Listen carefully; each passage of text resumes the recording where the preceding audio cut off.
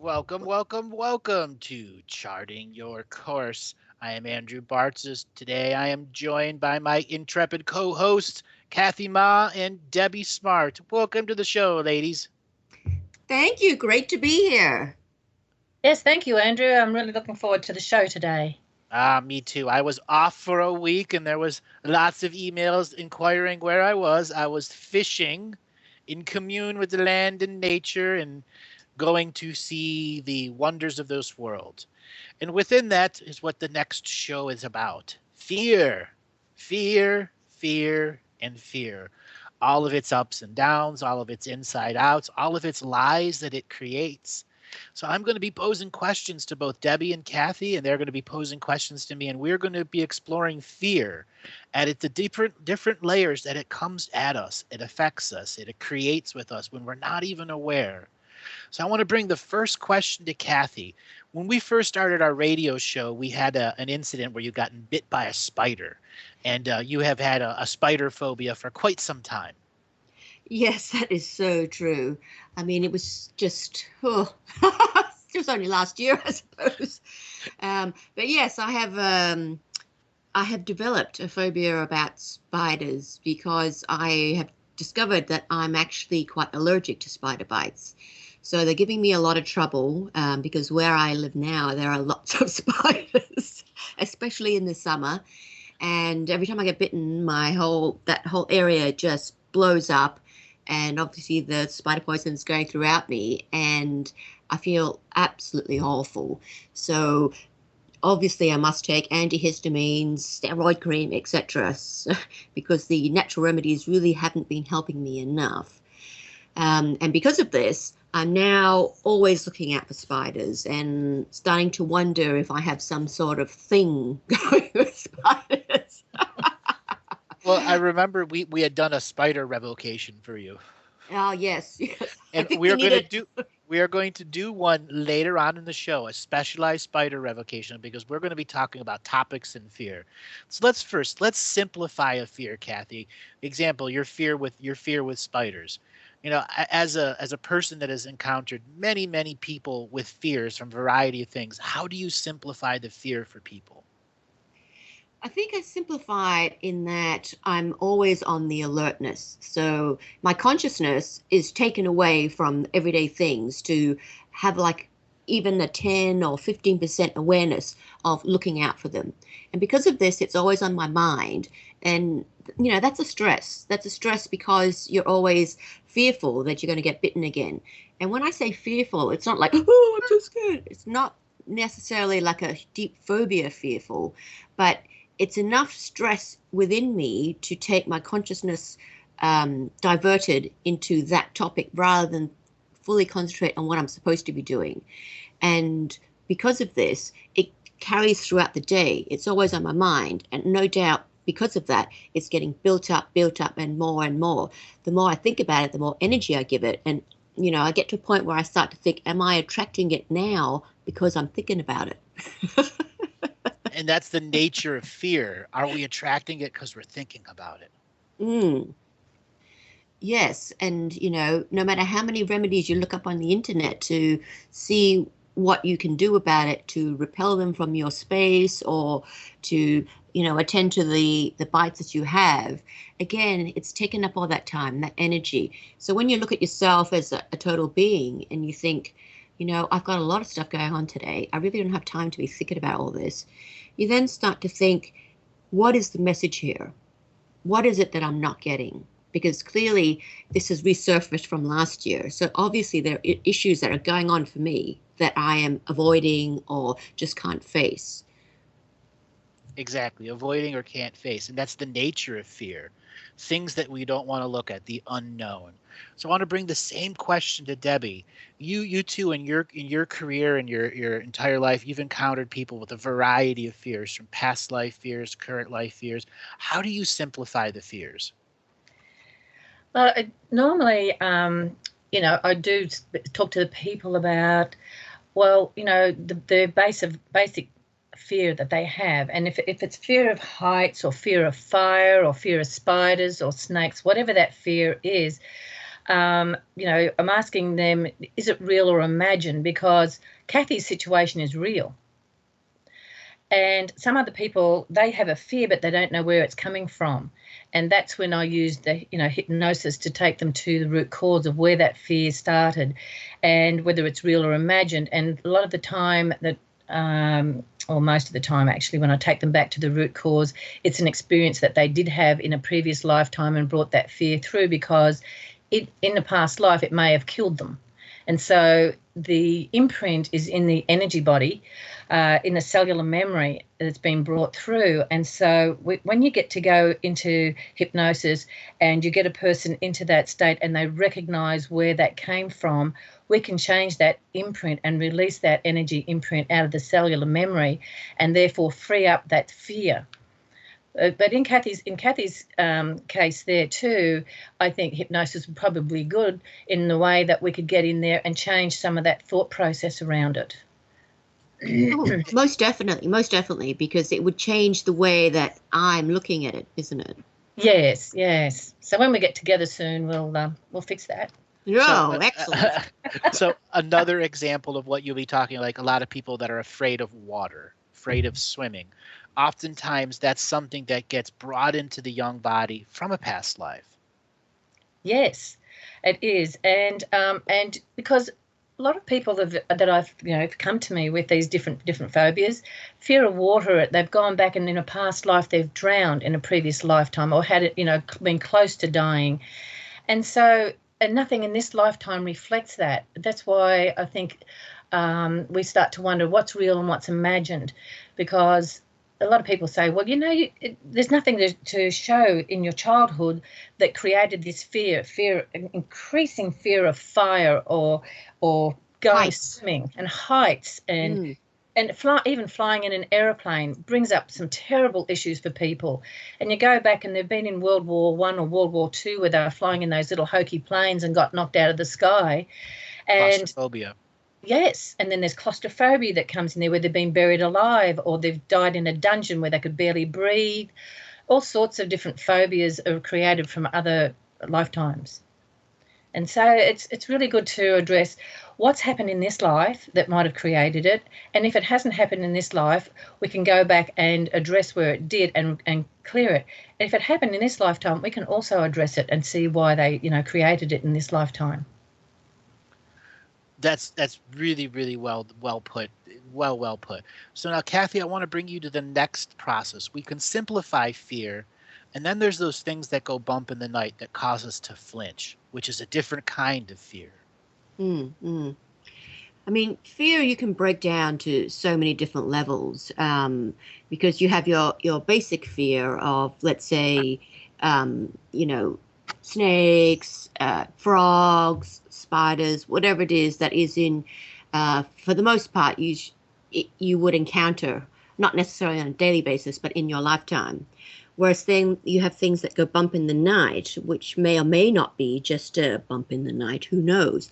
And this would be things like, kids especially thinking there are monsters in their closet, something under their bed. I mean, it's not only people that have watched those scary movies like It that are worried about what's going to pop out of under the bed.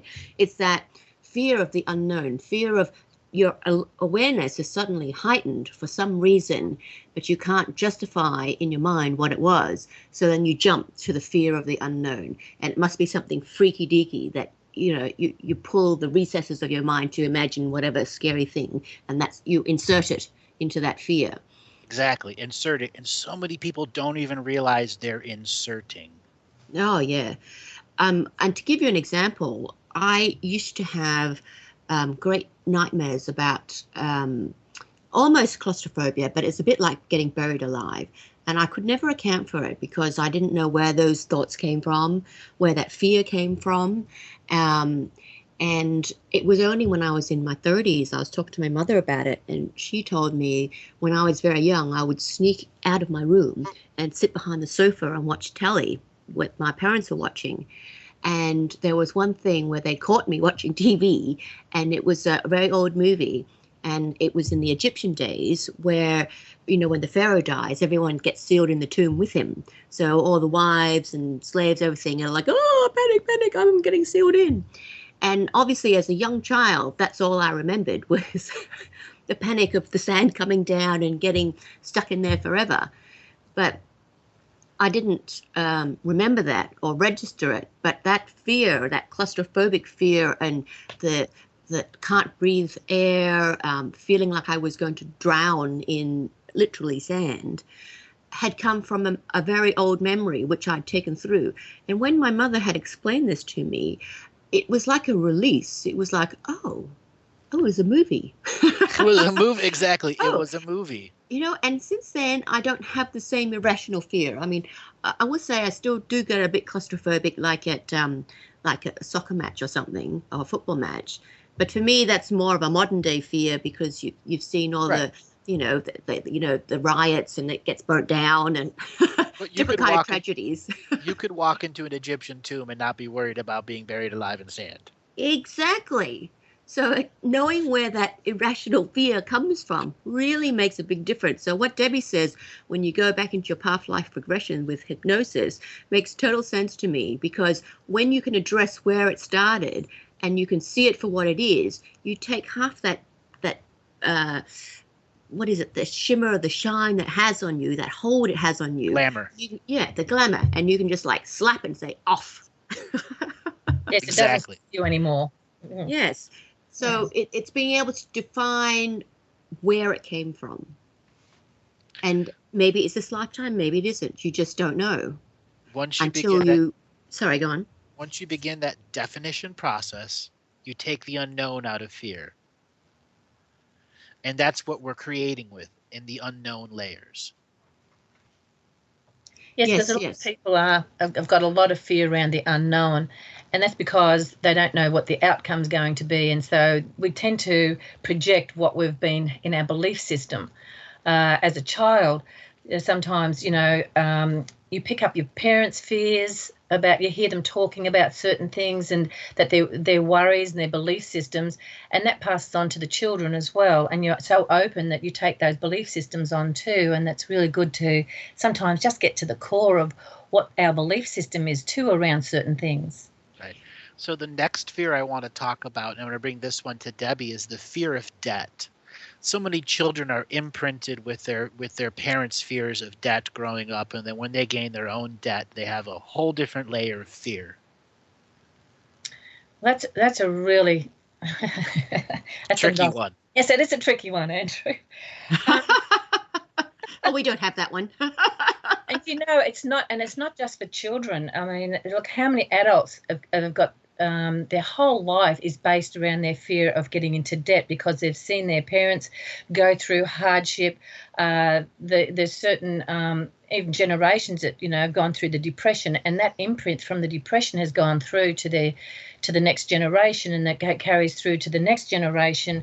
And the fear of maybe never being able to have enough, or you won't have enough to live on, or have enough food in the closet, and you find. Sometimes this is where hoarders come on into their own because of the fear that their parent, at the imprint of the depression, the child overcompensates and then starts making sure that they've got plenty around them. And the fear of debt, sometimes with the credit cards, they think as long as all their needs are met, they don't seem to worry so much about debt these days. As maybe like they did in the olden times, more back in the 50s and 60s, people were more aware of not getting themselves in debt. Today, it's a quick fix society of, getting what you want straight away. And that debt doesn't seem to be imprinted enough in the children to learn to save more, and or they've seen the downfall of their family members going through horrendous problems with their relationships because of debt. There's so many different aspects to what debt can create. So one of the things with debt-based fears is my future, the limitations of my future. And this is one of the more insidious types of fears that we have. So I want to bring this next question, the same question to Kathy, how that debt fear really, really just sidetracks people's evolutionary process. I think the debt fear is one of the big ones at the moment. I agree with Debbie. It's a lot of it is learnt behavior. A lot of it is you've seen it go around. You've seen what's happened to your friends, your family, your grandparents, and one of the solutions, of course, is now getting yourself into the credit card debt. And one of the lessons we may not have learned from that yet is that the credit card debt is kind of more new. It's newer to our generation. So probably our children and their children are going to have the fear around that kind of debt because it's just starting to mount up on people at the moment over the last decade or so. And it was only in the last 20 years debt collectors were allowed to call your home. Debt collection as an industry is only 25 years old. And that brings up fear too, those debt collection agencies. They really hassle people. I know people 8 o'clock in the morning, every morning, the debt collectors are calling every day, 7 days a week, whether it's legal or illegal. Wow. And these people don't even live at the house anymore. Just the phone number is still in the debt collector's machine. Oh, goodness. Which brings a whole new level of fear. 8 o'clock in the morning, the debt collector's calling. I'm in half asleep, half awake. Mm-hmm. Yeah, for sure. I mean, when I look at things like the fear of debt, to me, it's one of those things that you carry throughout you, 24/7. Even when you're sleeping, you have dreams, you have fear of debt. You just can't get ahead of it for most people because the further you get into debt, unless you take drastic measures, it's very, very difficult to get out of. And that constant fear, that constant stress is really, really, soul breaking. One of the things that I always say to people is, number one, you, of course, have to be grounded. Everything is always going back to grounding because unless you are completely grounded, that fear is just going to escalate and you're just going to pop out of your body and float around in all this fear mongering everywhere. And you pretty much ooze fear. You ooze this kind of energy that people can pick up on and they're like, what's going on with you? And the person who's in debt usually doesn't want to talk about it because there's shame, guilt, shame, blame, guilt, as you would say, Andrew. That's right. Because they don't want to admit it. And that's another irony in today's society because there is no shame in debt. I mean, let's face it, 1 in 5 people are in debt or have been in debt. Most people completely understand what it is. Whether they've been in debt themselves or not is different, but it is not such a shameful thing. The more you want to talk about it, and when I say talk about it, I mean not say, oh, I'm really in debt, can you lend me $100? It's more like, I'm really in debt, I really don't know how to get out of it. I just fear everything, and I just don't know how to get up in the mornings. I don't go out anymore. And you can see if they have anything positive to say for you in terms of advice or guidance or even just support. Because even just having support, if they have no advice to offer you, support is such a powerful thing because you no longer feel alone.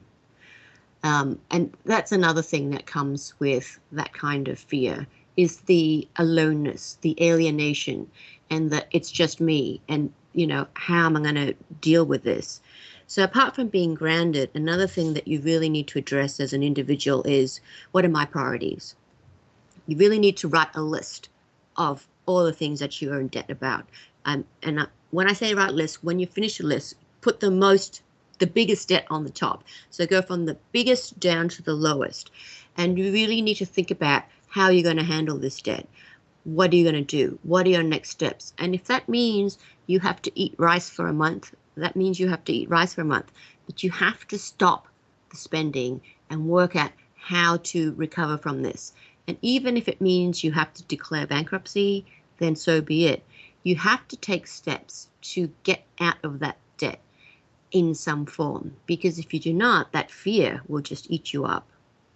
Exactly. Yes, and that's really good, Kathy, because I think based behind a lot of people's fear when they're in heavy debt is their fear of losing their home, losing their car, losing their assets.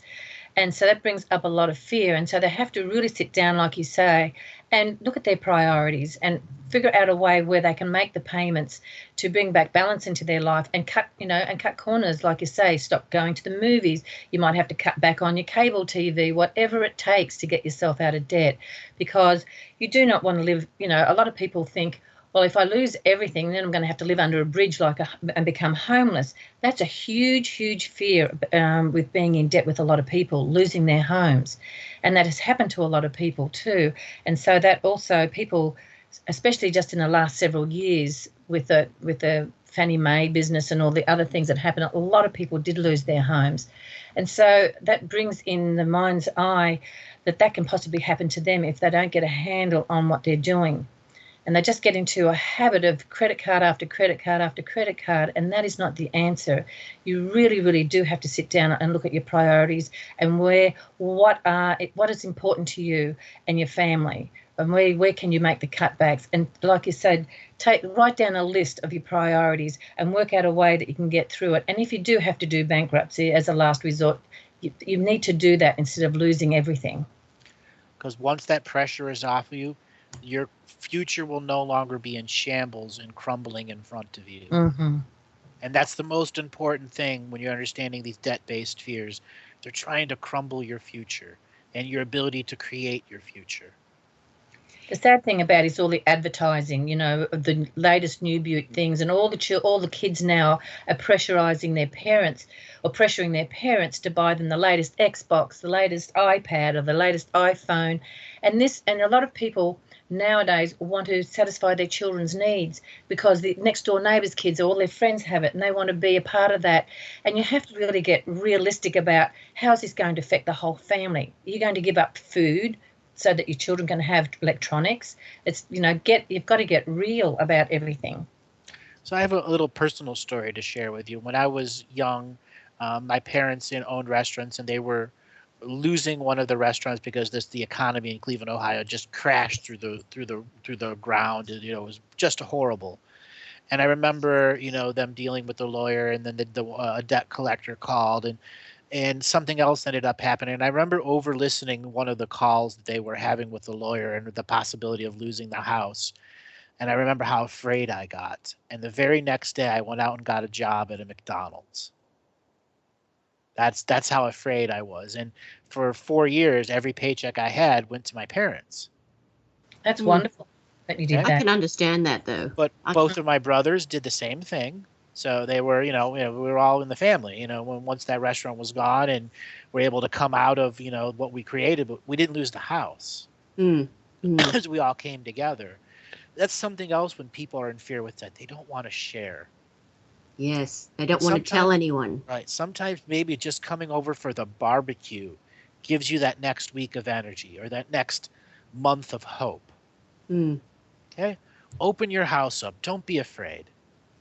There's also the possibility too is that, okay, depending on whether both members in the family are working or not, but you can always take on a second job. And there's a lot of online jobs now that are opening up for people. There's different ways and means that you can add to your income if you need to. Right. So I want to bring the next question to Kathy here. And what is the big difference between kid being afraid and the adults being afraid?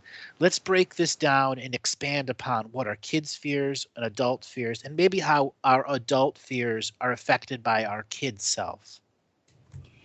Well, adult fears and kid fears, I mean, in a sense, most people think they're not different.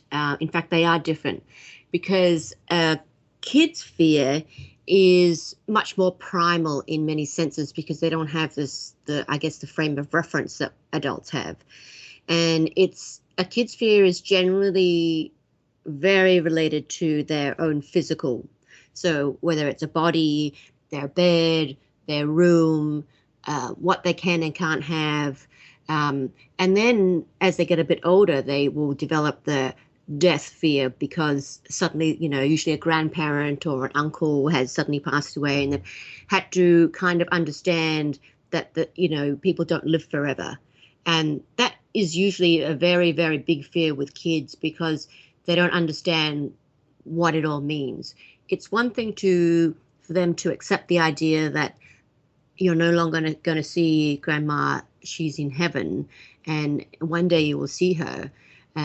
But no, you can't write her a postcard and this and that. But for a kid, it's very difficult, let's say, to differentiate between that and, let's say, Santa Claus. because it's kind of the same thing. You can't see them, you can write to them. They will drop in occasionally and see you, and one day you may or may not see them, but this one day is like so far away that you can't possibly conceptualize it. And once they do You there, Kathy? sorry, somehow my computer is going crazy. I didn't even touch anything. Your computer's afraid. I know. Exactly. Fear of death. But you know, once they do really understand it and they get the gory details from their friends or from nowadays the internet or some bully boy who wants to explain it to them, that kind of fear really keeps them up at night because they're worried it's going to happen to them. Not so much in the concept, but that it's going to happen. Whereas you talk about adult fear, and adult fear, for example, we talked about the fear of debt, the fear of not being loved, the fear of being alone, not finding someone, the fear of not getting that promotion, the fear of keeping the job. These are all very core fears of things that happen to us in a day-to-day life, that we need to exist, that we need to sustain ourselves to have what we consider a fulfilling life. So the adult fears tend to be, I guess, in a way, a bit more technical, a bit more highbrow. Well, our music's coming up, so we'll catch you after the music. Welcome back, everyone, to Charting Your Course. And don't forget, you can get a private session with Andrew, Debbie, or myself by contacting Tenoch at galactichistorian.com. That's TENOCH. And we'll be able to get to the bottom of your issues and help you see a better way ahead. And also, for those of you who don't know, Andrew is offering a free video series called Living the Mystical Life Daily. He shows you some tools and gives you knowledge about how to have mystical experiences in your everyday life. So sign up for free at andrewbartzis.com. Just put your name and email when you get to the page and you will receive the first video right away. Again, just get it at andrewbartzis.com and enter your name and email to receive the Living the Mystical Life Daily series. And if you want to learn more about the phenomenal Debbie Smart, please go to her website, innerdimensionhypnotherapy.net. And you can learn all about her. And of course, if you want to find out more about me, please go to kathyspearlsofwisdom.com. That's Kathy with a K. So now we will continue on our conversation about fear. Fear. Adult fear versus kid fear. Adult fear versus kid. You were on a roll there, really describing the main macro difference between adult kids fears and kid fears. It's that awareness of the reality of life. And it's very much so. And the difference also between adult fear and kid fear is often kid fear is quite irrational in many ways, whereas adult fear, you're basing it on certain things that you want or you hope to have and you think you're not going to get, or you're in a scenario where you think that you've done something wrong and you're going to have consequences for it. You're alert enough to know that. It has a refined process of paranoia as the adult. Oh, I love that. Yes. Refined process of paranoia. Which determines the level of power, the fear that's coming from it. Oh, but that's so true. It's so true. And, you know, you have enough thoughts in your head.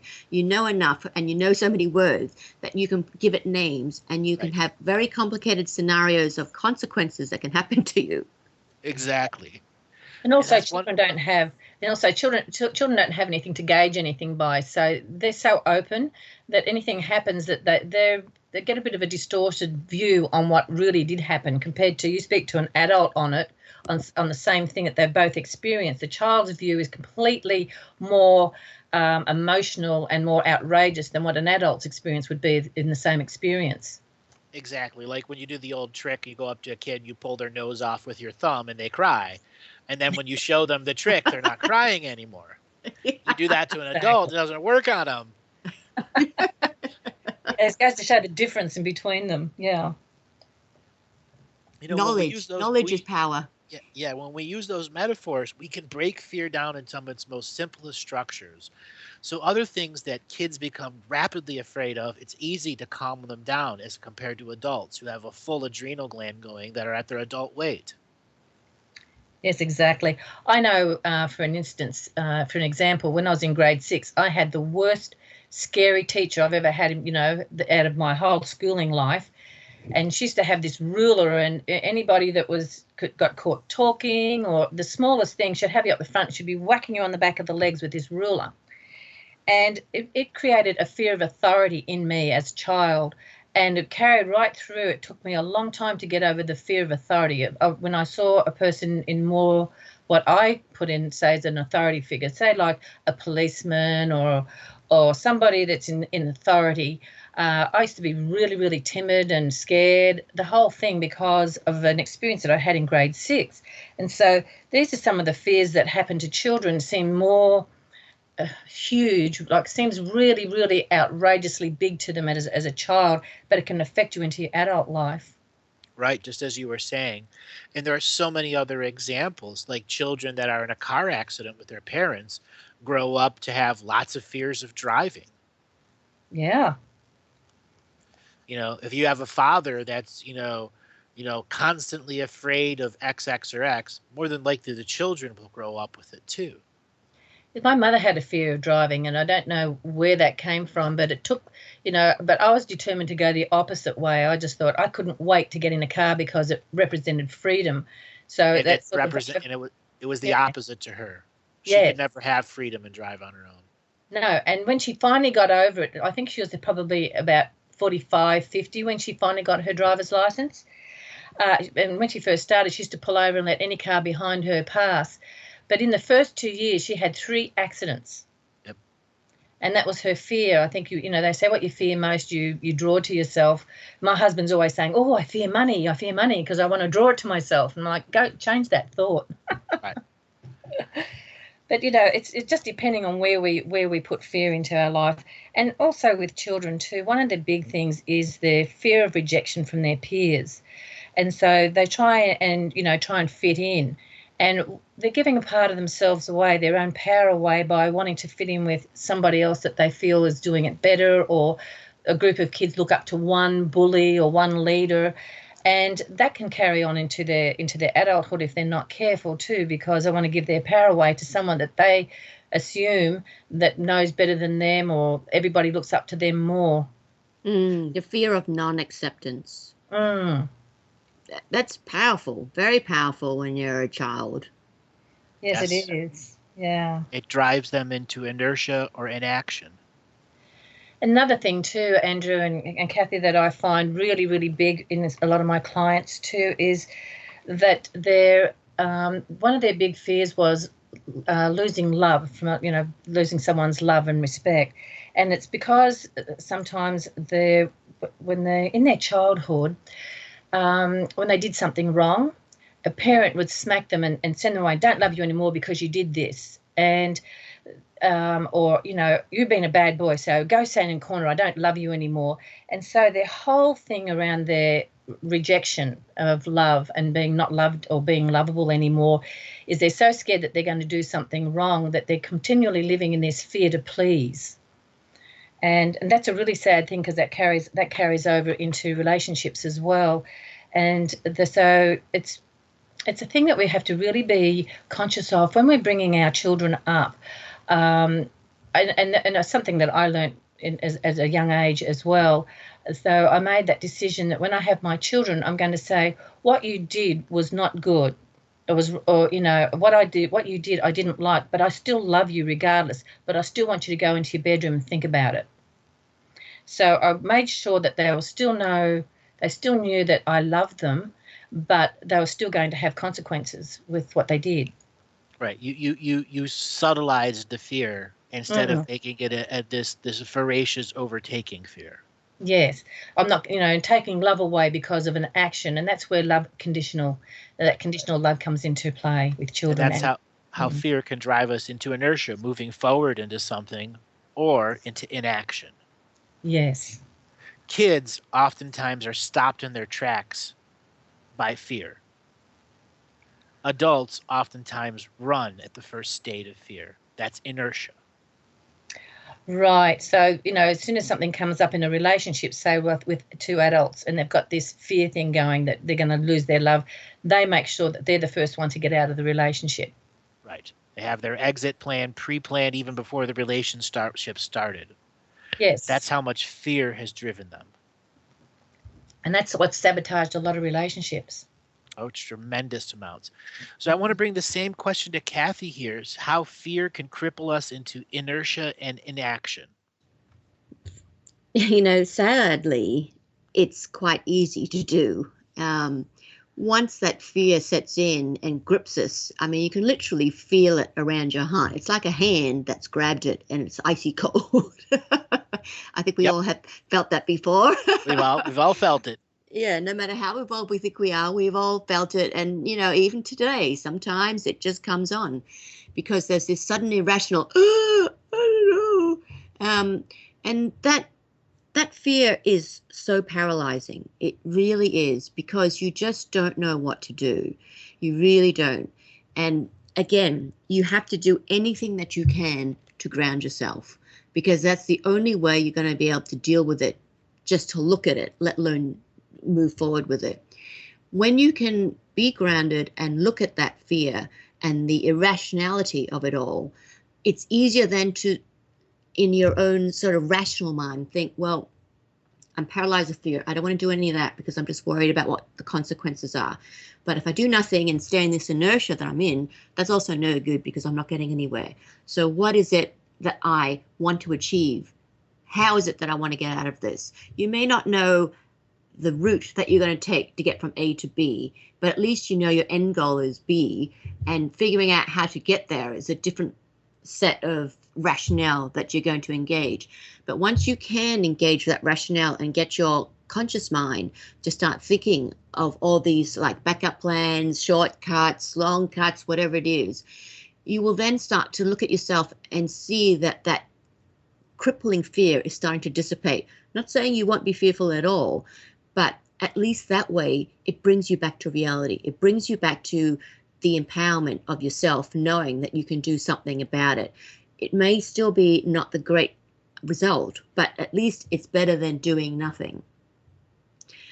Anything that you can do to help yourself ground is going to be good, whether it's visualization, whether it's sage, whether it's a sense of smell of something calming, whether you think it's chamomile, lavender, whatever works for you, whether it's grabbing your crystals, helping you ground, walking with nature, closing all the doors and talking to no one, whatever it is for you, you need to do that, because the more that you can recognize that this is having an irrational grip on you and you can do something about it, the further you're going to be to overcoming it and beating its bum.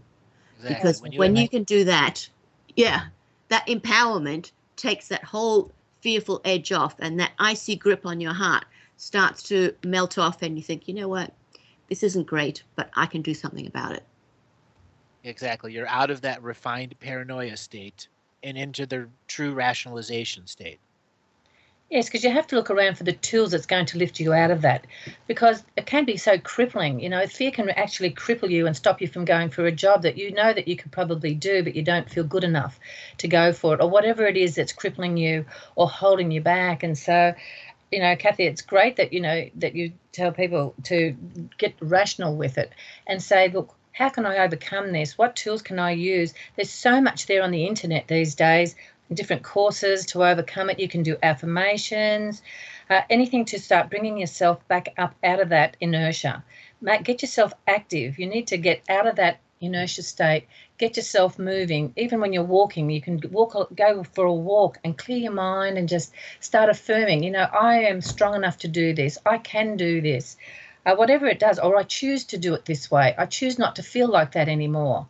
We've got so many options now, and living the mystical life daily is one of the great things that you can listen to help start move yourself forward and apply certain things in your life.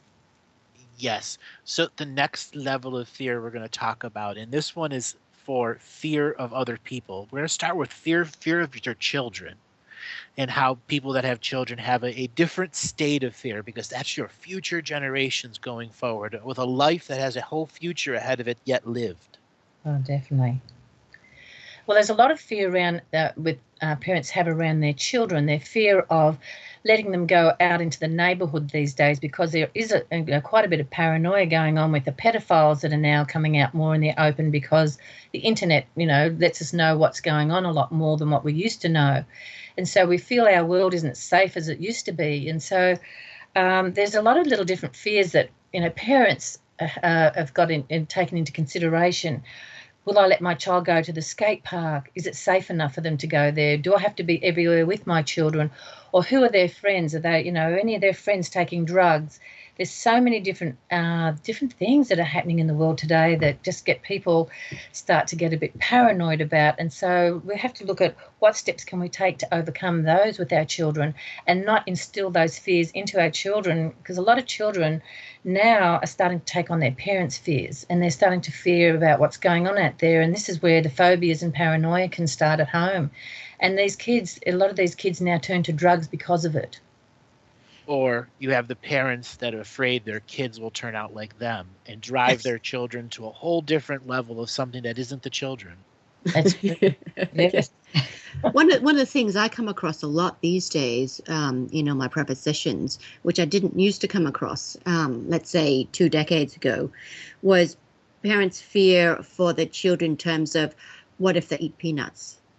All these allergies that have now been discovered, not even what are they going to eat, cyberbullying, things that when we were growing up, if you ate peanuts and you were allergic, I guess it was just tough luck in the old days.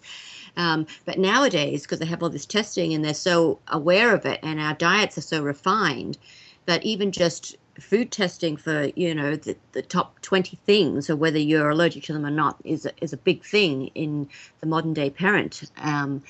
Cyberbullying is something that we also didn't come across when we were growing up, and it's an awful, awful thing that just completely goes out of whack, because in the old days you might get bullied at school, for example, and it was maybe a few kids in the playground, and they just might, at the worst case, usually push you around, lock you in a locker, steal your lunch money, etc. Nowadays, you can have a whole social network of the whole school and the neighboring school that can all say that you're ugly and you're fat and you did so and so. And the things the kids face today that the parents have to deal with are just so different from what all of our generations had to cope with, that it's very difficult to be able to predict what your kid needs. And I think for parents these days, just having that big volume of things that you're learning about that you have to be aware of, like you said, Debbie, that we're much more aware now of pedophiles and stuff than we were 2 decades ago. It's this constant thing that as a parent, you're like, oh no, I've got this, I've got that. Basically, my kid can't go out, can't look at the internet, can't have friends. And as I'm standing there and reading what they're saying, because these days they all just chit chat online, not so much playing outside. And as a parent, you become very, very restrictive, and children then start to learn to rebel against that, because whatever you do, they're not going to like. The more you restrict them, the more they want to do it. So where do you find that fine balance? Where does a parent find that line where they can relax, breathe, and trust the kid? Not so much that they won't do something, but whatever they're involved with, trust them to choose not to get involved with it. And that's a very difficult thing, because with a young kid's mind, how can you tell them? Like, for example, if you had an 8-year-old child, how do you explain to them that cyberbullying is wrong? And if you experience cyberbullying, you must tell me immediately. Without bringing up complete examples which this kid may be blissfully unaware, how can you warn them? Communication is the biggest thing, isn't it? Really, communication with your children, and the way you present it is going to be the way of, you can do that. Oh, definitely communication. And I think these days, as parents, you have to be so much more hands-on than you used to have to be, because it's almost on a daily basis. You need to touch base with your kids and see what's going on for them, whether it's in their physical life or on their online life. You need to be informed, because if you're not, you can't possibly warn them against what might be coming because you have no idea what it is, because you don't know. It happens too fast. It just happens too fast. And as a parent, if you don't have the time, let's say you're working 2 jobs, you really don't have the time to touch base with your kid every day, you almost have to delegate that, I don't want to say duty, but that segment of the kids growing up to someone else, like a close friend or family member, because someone needs to touch base with that kid on a daily basis. Someone needs to keep their finger on the pulse. If you're really too busy or you have to travel a lot for work, then you need to nominate someone who's going to help you with it and share that load. Because as parenting is not, the burden is not all on you. It takes a village. It really does.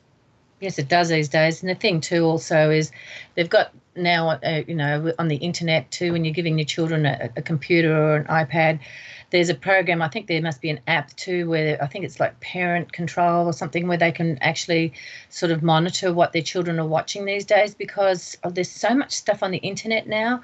I mean, they can get onto porn, they can get in there to see how, to do with guns and all sorts of different things that these kids can get into, that the parents aren't aware of what they're watching anymore. So it's just like you've got to try and be more involved these days to see what your children are watching and doing, because it's not as if they're in the backyard or bringing their friends home to play anymore that you can see what's going on. It's a whole different ball game. Oh, yeah, it is.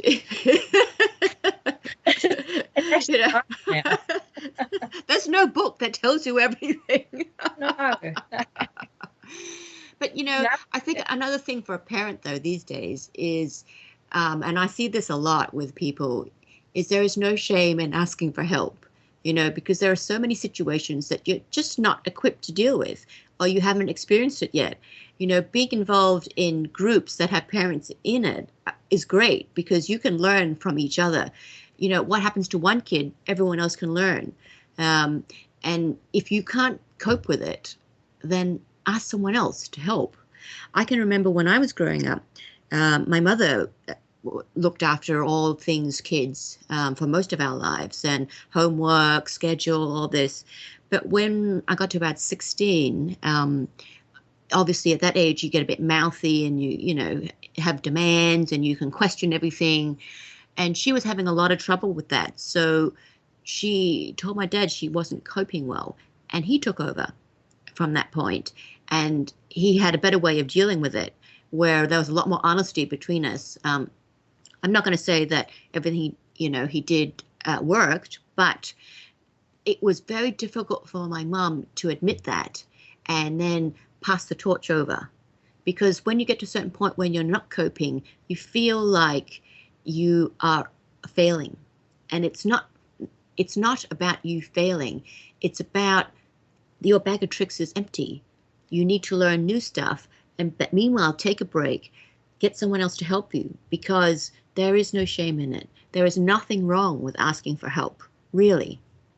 No, and I remember back in my teenage years when my friends used to all come over, they used to talk to my mother. My mother was really, really great for talking with all the teenagers about their problems. And they all said, I wish I had a mother like you, because my mother never listens to me, or I can't tell my mother this, or she'll react so badly that I'm too scared to tell her. And so it's always sometimes good to have a family member or a mentor that can actually, these children can open up to, that you trust that person enough to be able to give them, their children, a proper direction. And this leads me into my very next question, which I want to pose to Kathy. How fear directly relates to our self-confidence level, our background level of fear, of how much we are defining fear in our little refined states of paranoia. Oh, wow. Oh, fear and its relation to self-confidence. I mean, in a way, they almost go hand in hand. Once you have great fear, your self-confidence inevitably will go down. And it's very, very difficult to find your self-esteem, excuse me, and that self-confidence, excuse me, once you're in that inertia. And we're coming up for the break. We'll pick up this topic when we get back from all these messages. Welcome back, everyone, to Charting Your Course with myself, Kathy Ma, and the amazing Andrew Bartzis, and the phenomenal Debbie Smart. And for those of you who are interested in a private session and that want to go deeper with your questions with either Andrew, Debbie, or myself, go ahead and call the office now at 360-894-0692, and they will be happy to answer any questions that you have. Again, the number for a one-on-one session with Andrew, Debbie, or myself is 360-894-0692. And for those of you that don't know, Andrew is offering a free video series called Living the Mystical Life Daily. He shows you some tools and gives you knowledge about how to have mystical experiences in your everyday life. So sign up for free at andrewbartzis.com. Just put your name and email when you get to the page and you'll receive the first video right away. And to learn more about the phenomenal Debbie Smart, please go and look at innerdimensionhypnotherapy.net. And you can learn much more about her. And if you want to know more about me, please check out my website at kathyspearlsofwisdom.com. Wow, that was a mouthful. And so we were dealing with how fear relates to our self-confidence. And that is just such a big thing, really, because the more fear controls us, it is directly related to our self-esteem. Because when I look at people's energy, to make this simpler to understand, when I look at people's energy and there's a lot of fear involved, you look at the context of where that fear is coming from. So, for example, if you had a lot of fear surrounding money and debt, which we'd talked about before, how does that affect your self-confidence? Well, it will definitely negatively affect your self-confidence because everything that you look at in your life is judged by money or by debt. Because if you don't have money, how do you get XYZ to do ABC?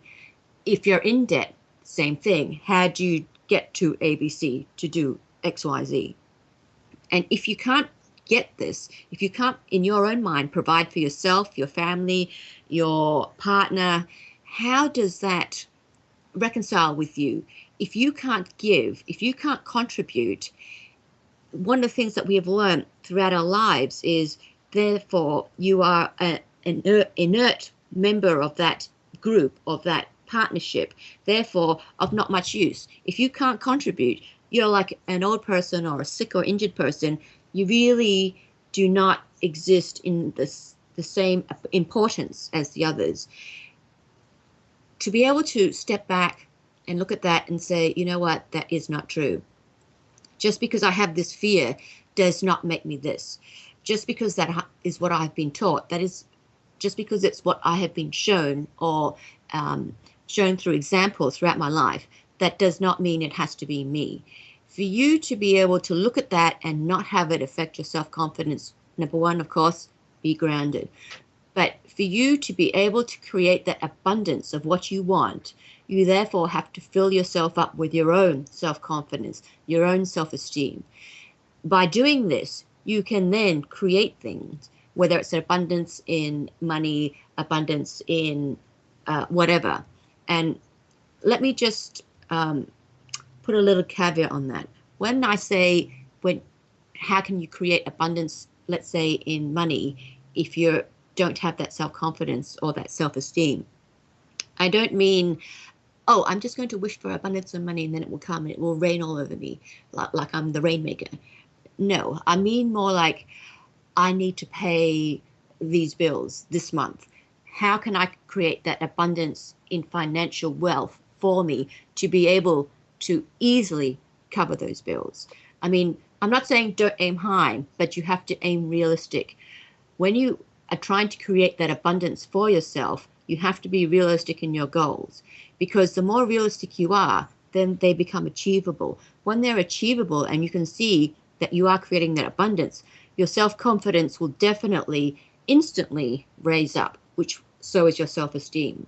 So it's being able to be grounded, look at what's going on, think of it in a logistical way. What do you need to do in the next few weeks to achieve where you need to go? And how do you create that from a place of neutral, not a place of fear? Because once fear controls you, it is very difficult to create anything beyond more fear, beyond more paranoia, and other nightmare scenarios that are coming up for you. Fear will create the soup of no self-confidence. Yeah. Yeah, that's a good way to put it. Okay? When you are stuck in that revising and defining your fears and refining, through your paranoia states, creating scenarios, preparing in your mind for something that's deep in an ancient future, you have to be aware of what's going on in that moment. So I want to bring the same question to to Debbie here about how fear affects our self-confidence. How do you see these perceptions? Well, it's very, very, very prevalent everywhere, that we have these fears. And I know for myself, I went through a whole stage of where I was lacking self-confidence. And that was just through my experience in a relationship that also affected that. But it also can happen, from your childhood too. So it's getting to pinpoint what is the fear that's crippling me or stopping me from feeling confident in myself. When did that happen? How can I turn this around? So it's getting to the base, right to the base of what that fear is.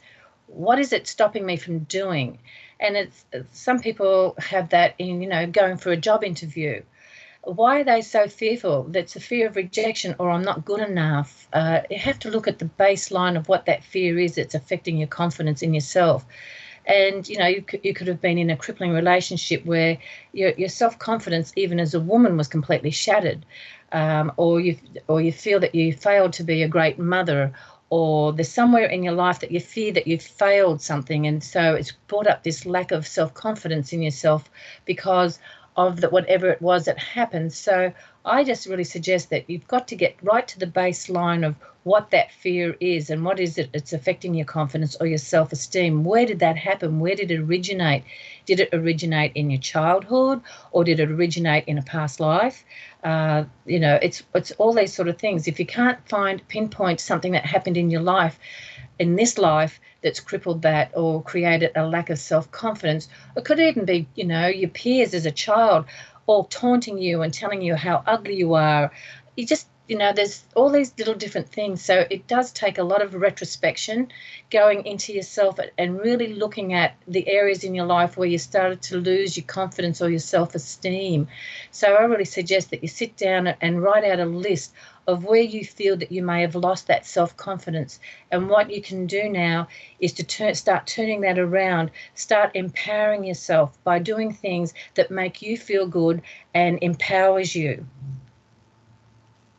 So that's my advice. Once one understands the difference between the empowerment of self-confidence and the disempowerment of fear, you can see how this pendulum has two sides and no middle ground. Grounding creates middle ground and takes the metaphor of extreme polarity out of us. Fear is a representation of the potential of extreme polarity. Self-confidence is that of a positive charge that is driving us forward to create an evolutionary process for us that has learning and experiences behind it. So if people want to call in and talk about some of their phobias, fears, way they've healed from them, you can call into the panel to talk about fears at 1-956-217-0261. Once again, that's 956-217-0261. And this is to talk about fears in general, phobias in general, and how our different states of paranoia have driven us even into different forms of self-education. For those that want to contact via Skype, if you're out of the country, you type in Laura Lee Solomon. It's LauraLeeSolomon, and you have to send Laura a Skype request, and she must accept your actual request for you to come through on the line. Anyway, so if people want to call in, 956-217-0261 or Laura Lee Solomon on Skype. So I want to bring Debbie in here and Kathy to both talk about this next layer of fear. We have some incredible things that go on in us. And have you ever heard of the saying, you can smell the fear on people? Yeah. It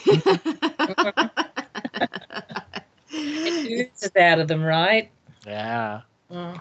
Yeah, well, Yeah. especially dogs, they can smell it just Right. like that. And it makes them angry. I was reading an article somewhere not so long ago about somebody was complaining that every time they walked down through their neighbourhood, all the dogs would come out and try and attack them, even just through the fence and whatever, drove them nuts. And anyway, they found out when they did a study on that the smell of fear actually makes a dog angry. Yep. It And triggers wants its to, DNA. yeah, and wants to attack.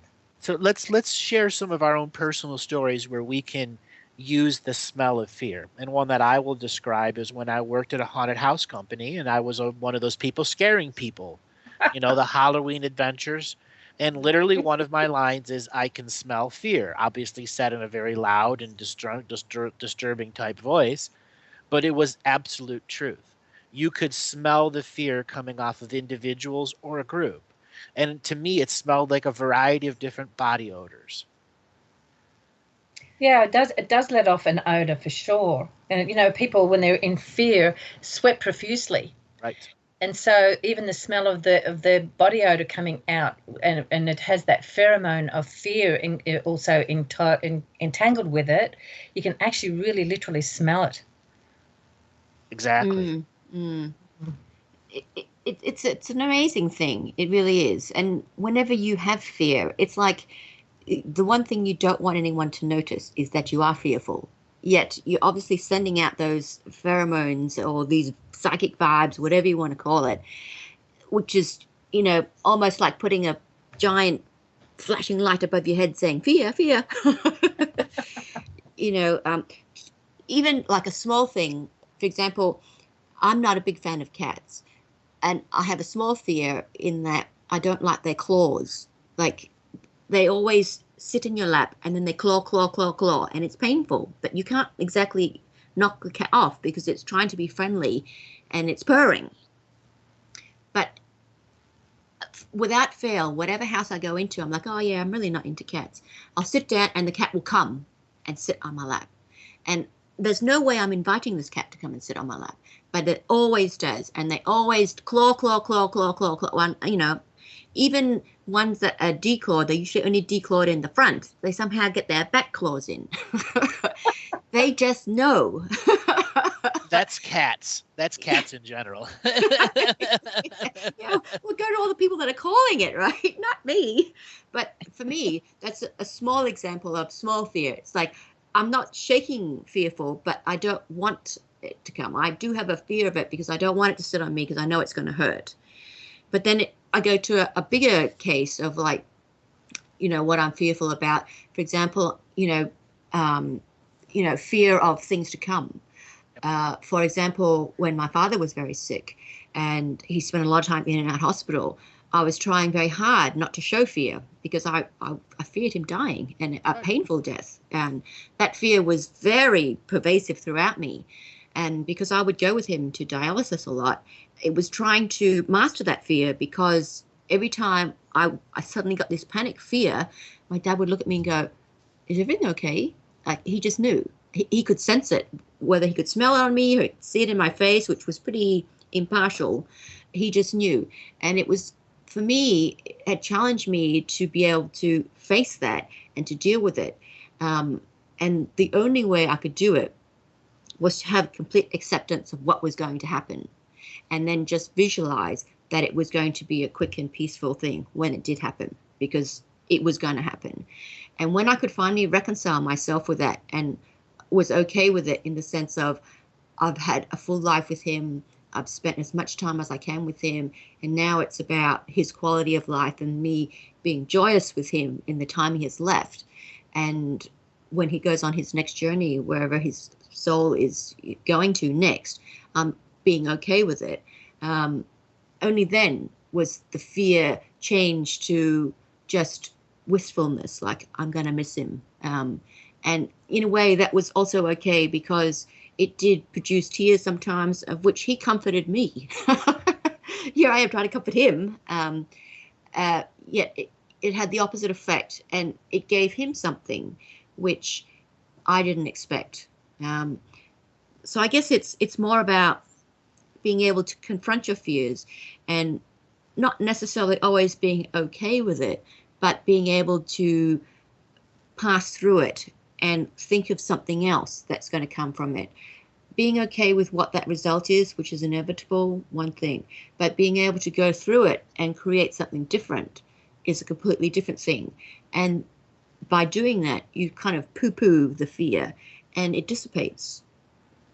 Yes, I imagine people who have got professions, like dentists and doctors. People go to a dentist, and I'm sure probably about a good 90% of them go in there exuding some sort of fear.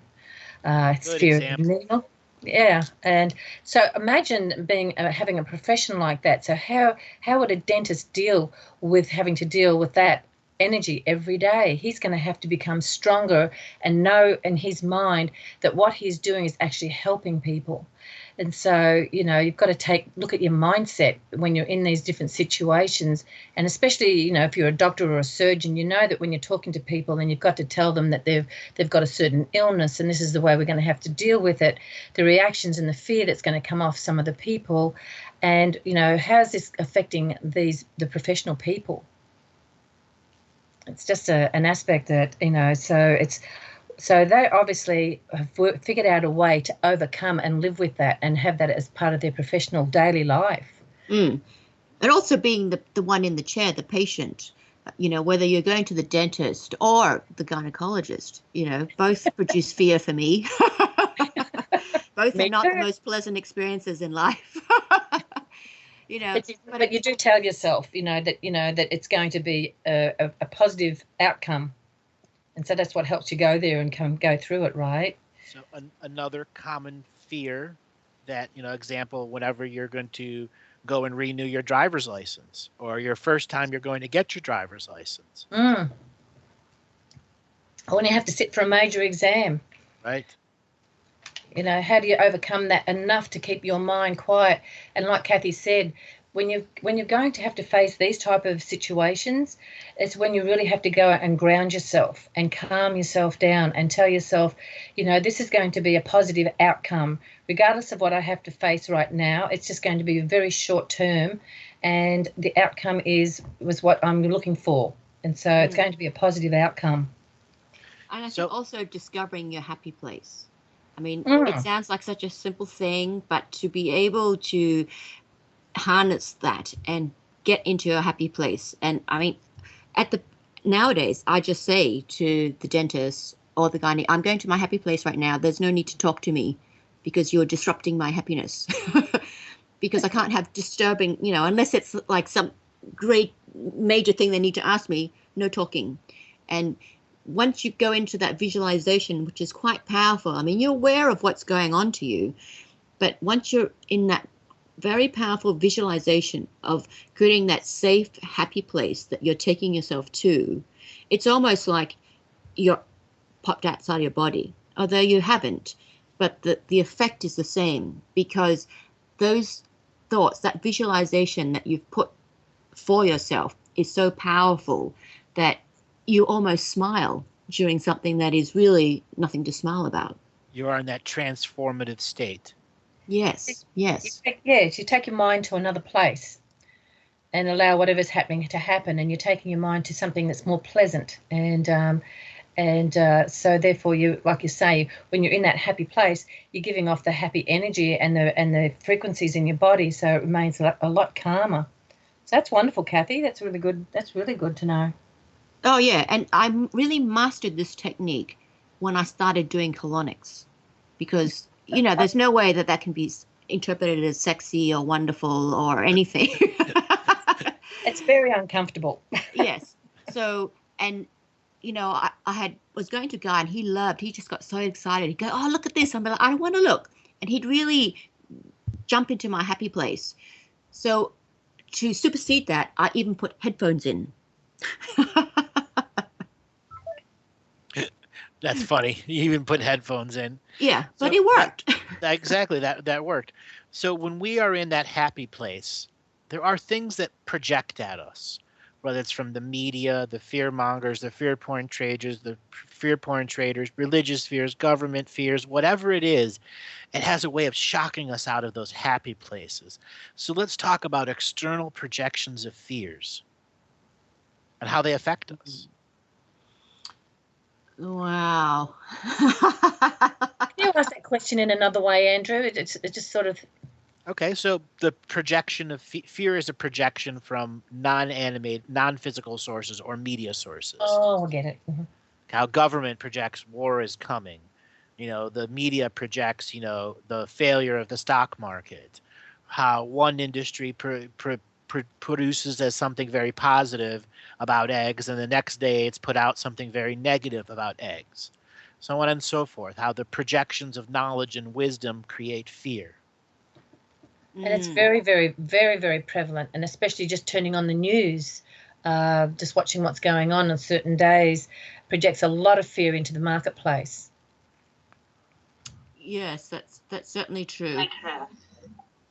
And when fear is very present, and we're getting some kind of echo, when fear is very present in our media sources, it tends to create us to be very callous towards it, or we will take it on so much that we will trade it with others.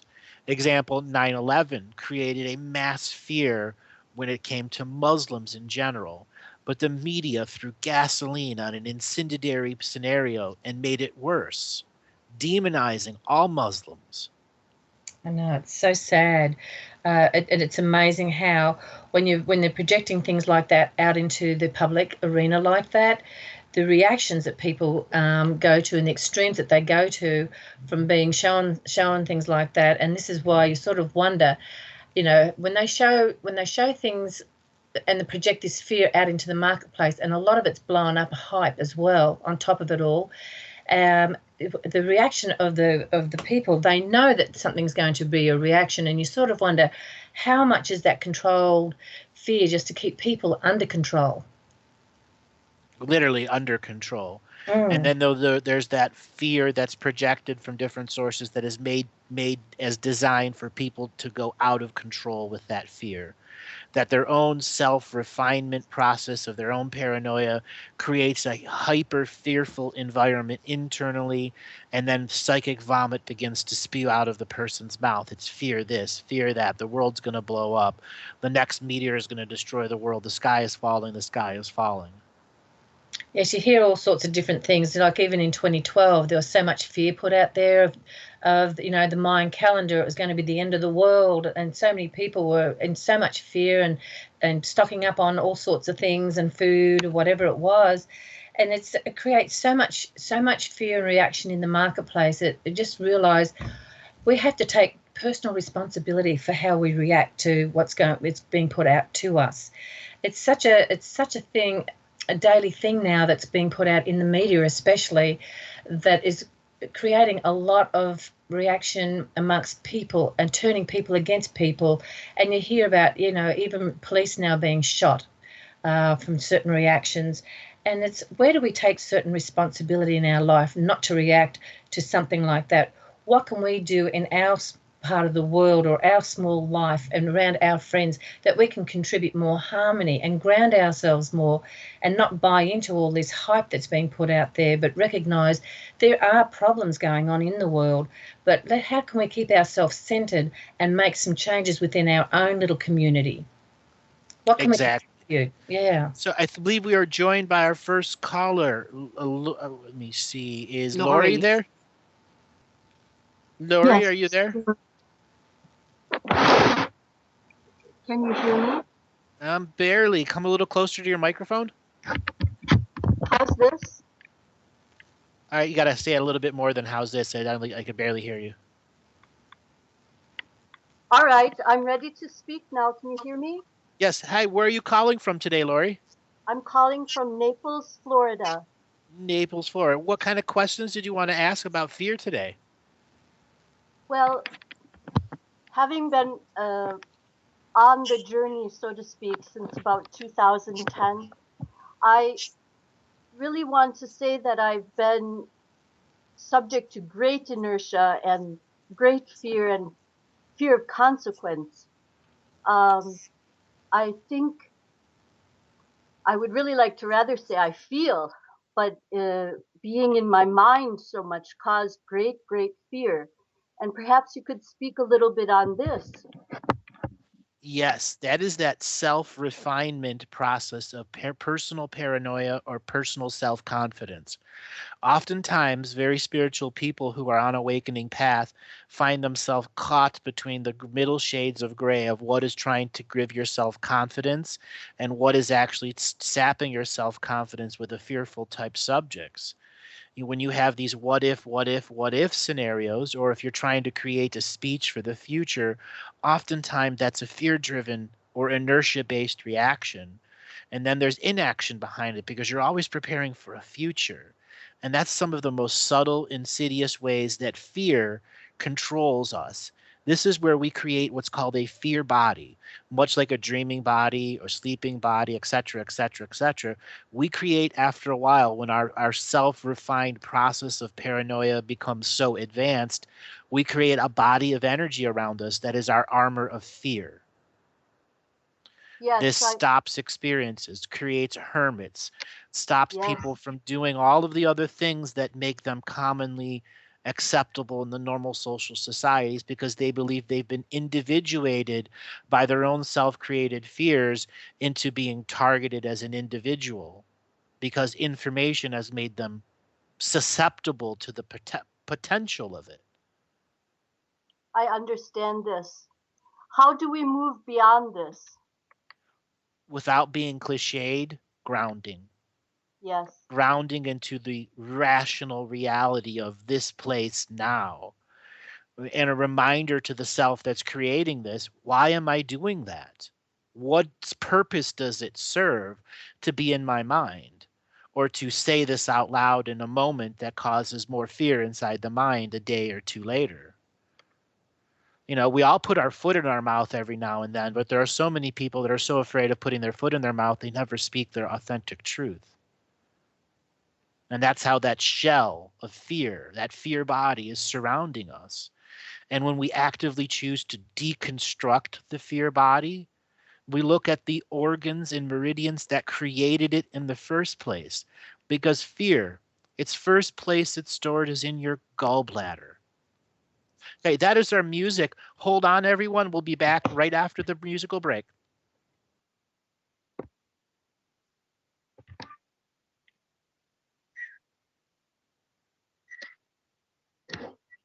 I do, grab our seed pack special. Just look for the banner on the homepage at freedomslips.com. Don't be a statistic. Don't be part of the problem. Be part of the solution. We need, as humans, to start taking care of ourselves and not depending on the megacorps to provide unhealthy, nasty food. Included in this package is also a DVD with 900 survival and off-grid living documents and the offline home canning how to do everything website all on the DVD. So when you're growing all that food, you know how to can it, store it, preserve it, etc. with all these documents. So thank you for tuning in to Revolution Radio at freedomslips.com. I hope that you will pick up this package and start learning to be free. Revolution Radio, freedomslips.com, where information never sleeps and freedom is one seed that needs to be planted.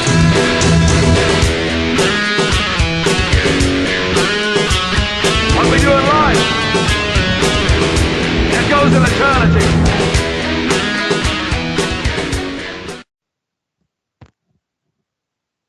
And welcome back, everyone, as we are talking about fear.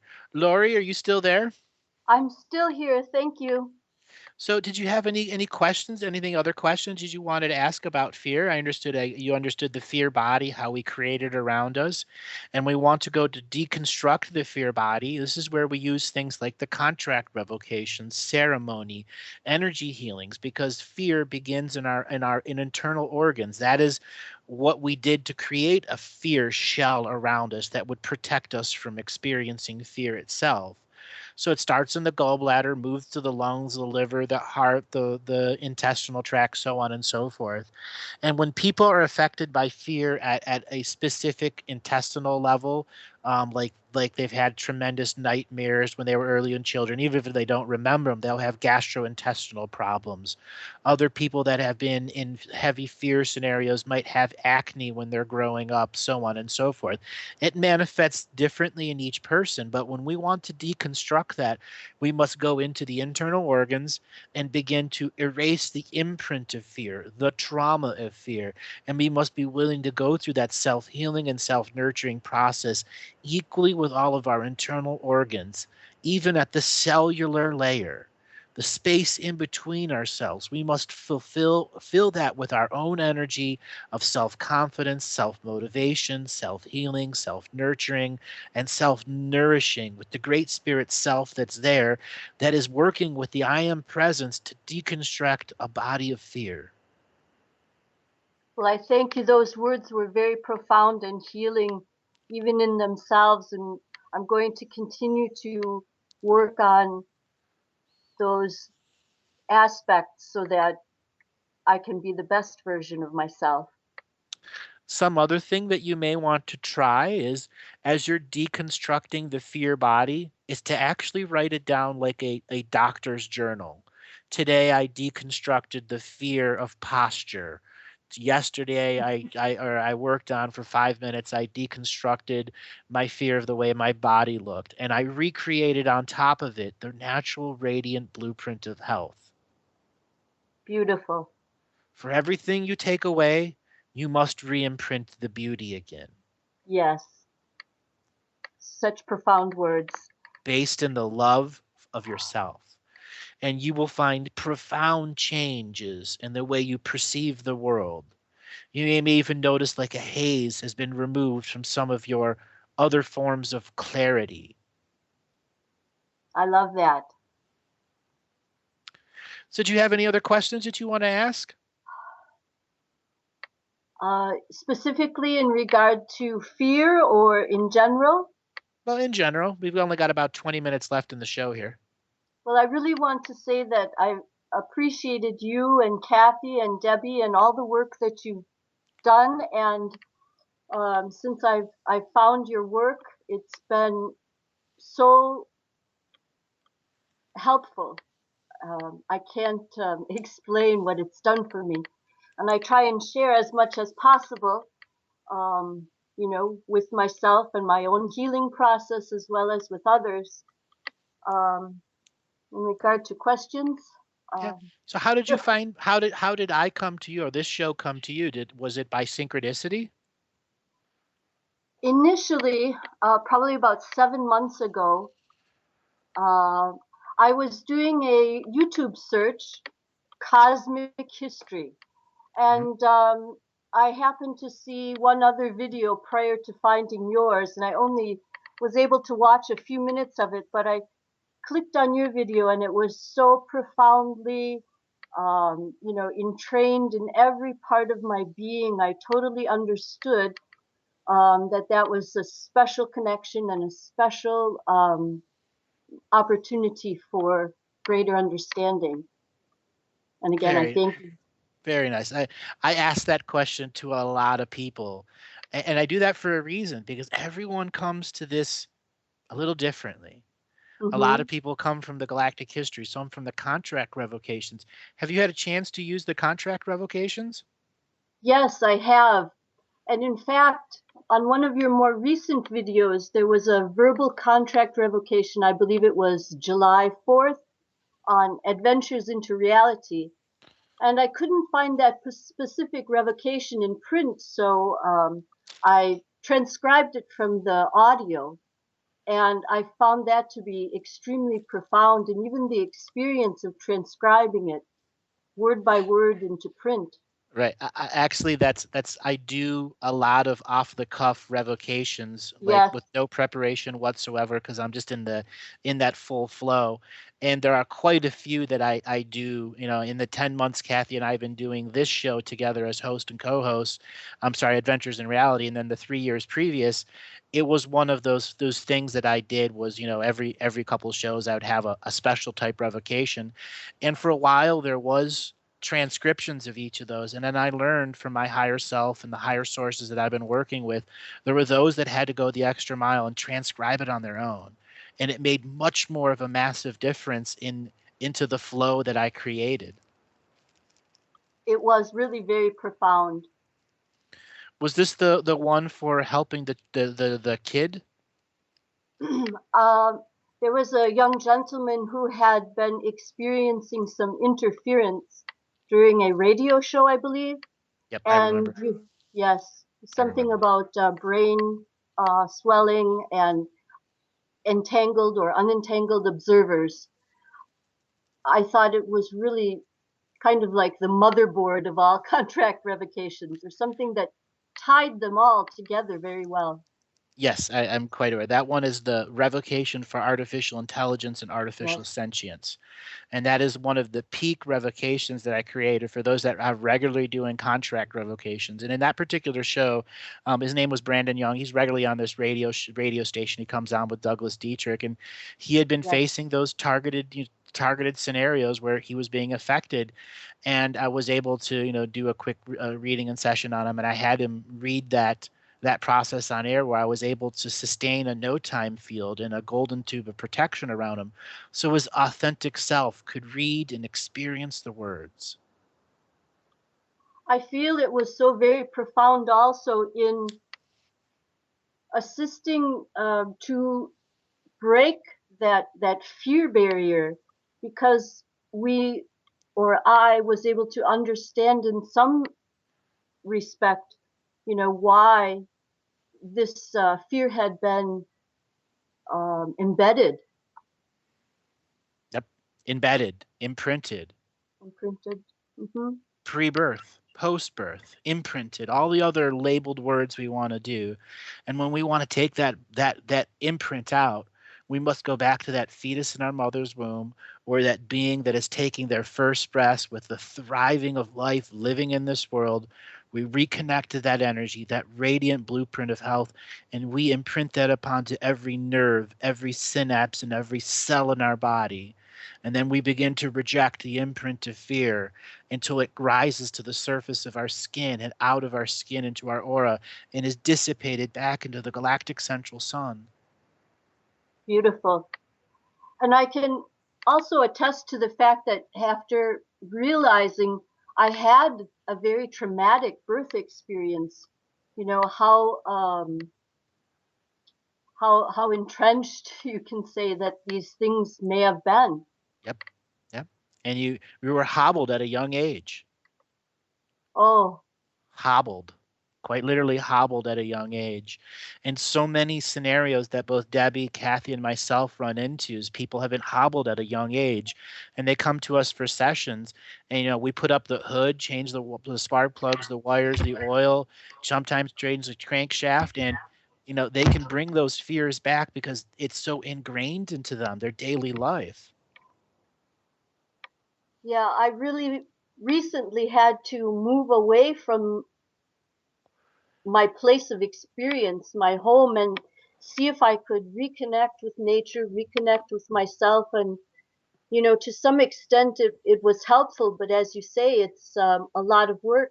And thank you again, the contract revocations, the advice on the working with the organs and at the cellular level, that's all going to be very helpful, I'm sure.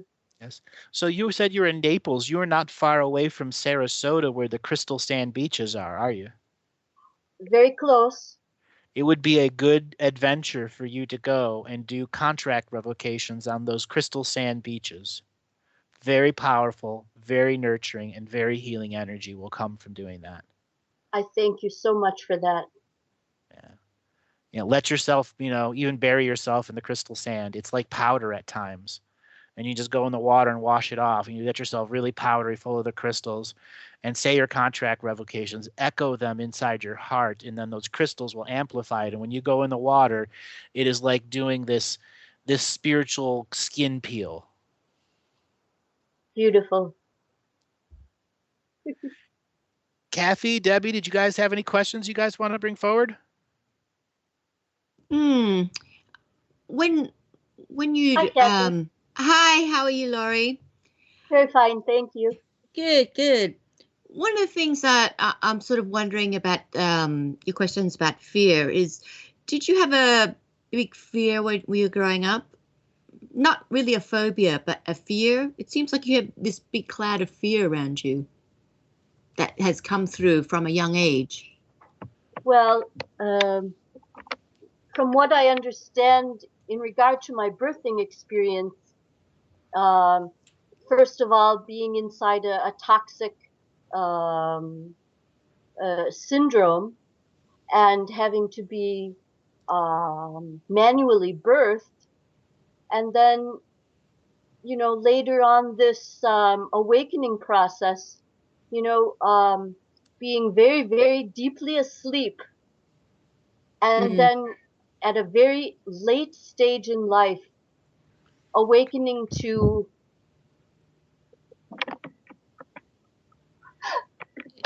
all of It's the okay. pain. Now it's all coming to the surface. Okay? And that's an example of a pre-birth contract coming through. Yeah, just a very painful and negative awakening. You know, it wasn't a beautiful light or anything like that. It was very painful. Okay? And this is where you have to dispel the pain and the trauma and the fear that was created through the initial awakening. And this is where you go back to the pre-birth contract, that fetus in the womb, and you can erase every single one of those negative frequencies. They will still be there for an experience that you have learned from, but they will no longer resonate.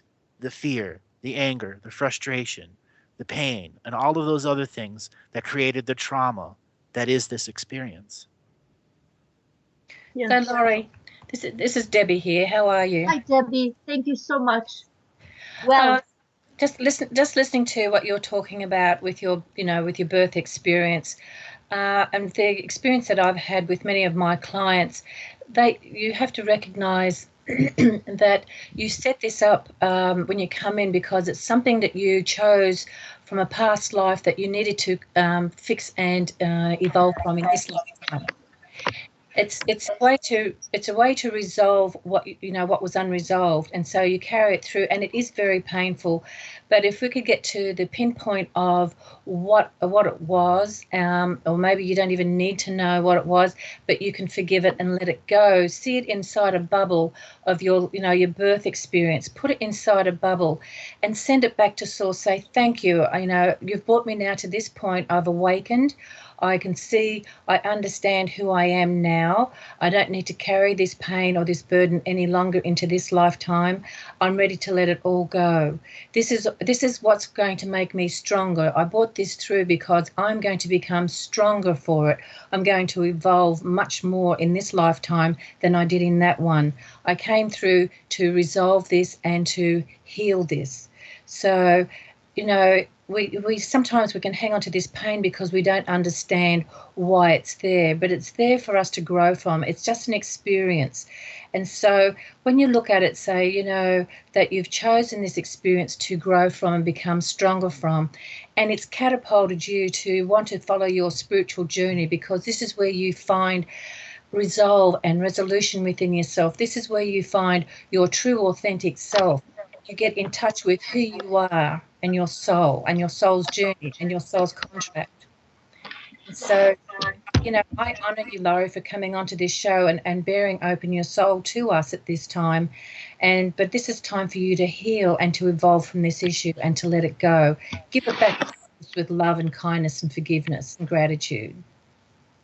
Yes, that's so very important, and I think it's much easier to have been in my mind for this period of hermitage that I've experienced, along with the fear, and to really say and declare and feel that I'm going to be a heart-centered, forgiving being who moves forward.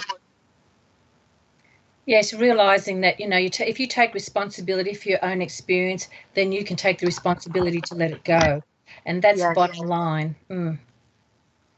And so, you're taking responsibility now and saying that I own this experience, and now I'm growing from this experience, and I'm willing now to let that experience go, and I release it from every part of my cellular structure, and I let it go in gratitude and in forgiveness, and realize it's now time for me to grow and move on and become all that I can become in this lifetime. Yes, I know I have so much to offer. I have Yes. so many talents and so many skills. Yes, And so it's don't really, let that hold you. Don't let that hold you back from moving forward anymore. It's just about part of a story of a lifetime that now no longer serves you. It's time to move forward, to let it go. Bless your parents, bless the situation, and know that you're greater than that now. thank you so much. I got a little story to share. Thank So you. a lot of people know my story when I had 9 years old at the baseball game. I didn't experience fear during that experience. But when Mm, I was 22 going on to 23, I had another awakening experience. That also wasn't a fear-based experience. It was a wide opening experience. It was showing me the scale and size in which I was going to work at. And it imprinted upon me a great responsibility. And that responsibility, after a while, for about 5 years, became a very subtle fear. And it limited me for another few years until I had the third part of the awakening, where it was a very fearful thing, where it was every word I say could lead people into polarity. And that's where I mm, had to come into the authentic acceptance that I was co creating with the source that I had chosen at birth to bring this sort of information out, to connect when I was 9 years old, to make spiritual contrasts in a fetus in this womb, my mother's womb, and 10,000 wombs previous to that. Each and every part of that aspect was there to remind me that this individuated awakening experience was being shared with millions and millions and millions of others who were not even born yet. And that was the specialness of the connection that I had, was those 7 future generations, such a rare and unique responsibility that I held. And then after a while, as I said, it became a fear. And then I refined my words. I learned from all of the things that I had done. I'd gone back and tracked my source of my life. I did a ritual in which I recounted every word I could think of that I'd ever done. I spent an entire summer hiking up a river that had headwaters in it. And it was about a 7 mile hike. And I would put this amethyst crystal on my tailbone. And it took about 2 hours, 3 hours to hike the 7 miles. And during that time, I would go, all right, I'm 29 years old now. What did I do when I was 28? What did I do in March when I was 27? And I did this an entire summer, 4 times a week, until I had recovered everything that I could possibly recover in the most hyper-focused meditative walking state I could create. And I transformed that fear of responsibility into the great mission that I now accept and love today. wow. I like that idea. You may want to try Really, that. I think it will be very helpful because even though I've been reviewing my life and working through incidences with contract revocation, mostly in this in the cave of the hermit, so to speak. So Huh? moving it, I call it the moving it Temple of the forward. Hermit. Thank you. I like that too. I think to move it will be helpful. I enjoy it. There was a statement I came up with a long time. I've danced in the patterns of shadows in the Temple of Hermit for long enough. I Step accept into that. step into the light. Be your Thank authentic self and do not worry about the past. They are your teacher. The present is your creation and the future is your inspiration. I love that. I love that. I thank you. You are welcome. And it is such a pleasure to get callers that give us feedback on how they've come to the material or how it's begun to help them grow from their situation and learn of the great power and authenticness that they have in themselves. And I can hear the great healing that's going on in you, and I can see the angel beings at work even now. That's wonderful. Okay. I'm so happy. Yeah. Tears come hard for you, don't they? It's a mixture of laughing and crying right now, which is pretty nice. That's because Yes, that's that. Sorry. That's okay. Go ahead. I'm just going to say you're having a wonderful release, Laurie. And the wonderful thing about that is it's coming out of your cellular memory too. And so when you cry and you laugh, that's a great release because it's actually coming out of every cell. And that's what's allowing you to transmute this situation for you and allow you to move forward. Thank you so much. So we only got like 2-3 minutes left on the show. I'm going to finish it up with the spider revocation, because we started the show about fear of spiders. An example. Here's a type of revocation one can use for the irrational fear to spiders. Okay. Thank you so much. Okay. In this ever-present moment, choose to form a spiritual cord of equity so I may expand my clarity and knowingness when relating to the arachnid kind, 8-legged, 12-legged, on-world and off-world. I create this spiritual cord of equity with the highest angels of lights and wisdom to be present in this ever-present moment, in which I choose to ask the spidering ancestral community to come in equal creation and co-exchange for knowledge and wisdom to be explored. I present to you, the spider kingdom, my irrational fear of you, and I bring this with the love, so we may exchange love at this spiritual cord of equity level, so I may transform my unclarity into clarity. I know in the deep heart of my heart that Spider is a part of the natural order, part of this Earth Mother who is sharing her dream space with the arachnid kind and the human kind, so we can cross and co-create together in the great divine. I thank the arachnid and spider kind for sharing in my space, and we will continue to create dreams and new ways of seeing how to weave the world together.